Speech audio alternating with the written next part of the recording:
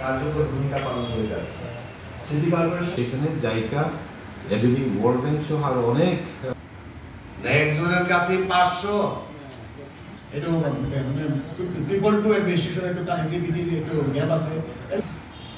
তো এটা একটু আপনি কি বলবেন, আপনার তো 100 ভলান্টিয়ার কাজ করছে, তাই ট্রেনিং পেশার মানুষ আমাদের বিশিষ্ট নাগরিকগণ ওকে দেখেন না, কোন খবর নেন না, একজন দায়ী কিন্তু সিটি কর্পোরেশন। এই যানজট একজন দায়ী কিন্তু সিটি কর্পোরেশন।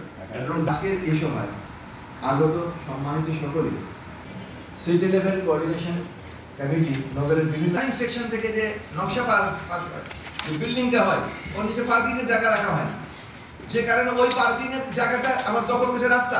পানিটা পার্কিং এর জন্য জায়গা রাখা হয়েছিল, নকশায় ছিল, সে পার্কিং এর নিচে হোটেল দিয়ে রাখছে। আমি কেন ওটা মেনে নিয়েছি? আপনারা কেন ওটা গুড়িয়ে দেই না? ধন্যবাদ। কেন ভাবে গুড়িয়ে দিচ্ছি, এটাও আমি গুড়িয়ে দিব। ধন্যবাদ।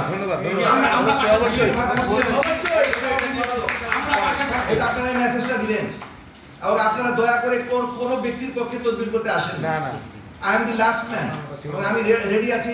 এখানে কমিশনার হিসেবে বলেন, প্রশাসক হিসেবে বলেন, যদি আমার কথা না শোনা হয়, যদি আমাকে সরকার মনে করে, আপনারা সবাই বলেন যে না এই লোকটা অভদ্র, আমাদের কোনো কথা শুনে না, তদবির শুনে না, আপনারা দয়া করে আমাকে বদলি করে দিবেন। I am ready to go. আমরা অ্যাড্রেস করব যে কোনো অ্যানোমালি। আপনারা যদি সবাই সম্মিলিতভাবে সম্পৃক্ত থাকেন, এটা সম্ভব। আর যদি 5 জায়গা থেকে আমার কাছে তদবির করেন, একবার দেখা যাবে আমাকে অর্থ উপদেষ্টা ফোন দিচ্ছে, একবার দেখা যাবে পরিবেশ উপদেষ্টা ফোন দিচ্ছে, তা আমি কি করবো?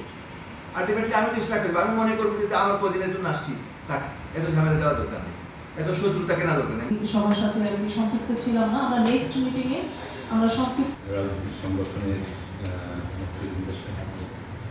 আমি জায়গার প্রতিনিধি জনাব রজনী শক্তি প্রোরাকে অনুরোধ জানাচ্ছি। আজকের এই সভা যোগদান করেছেন, আপনাদের সবাইকে একটু ধন্যবাদ জানিয়ে এই জন্য আমি সকলের প্রতি অনুরোধ রাখবো, এটা রমজান মাস, আমরা এই কথার প্রতি কথা বলতে গেলে নাগরিক সম্পৃক্তকরণ নির্দেশিকা যেটা আছে, এটা হলো যে সেই সিটি কর্পোরেশনের বিদ্যমান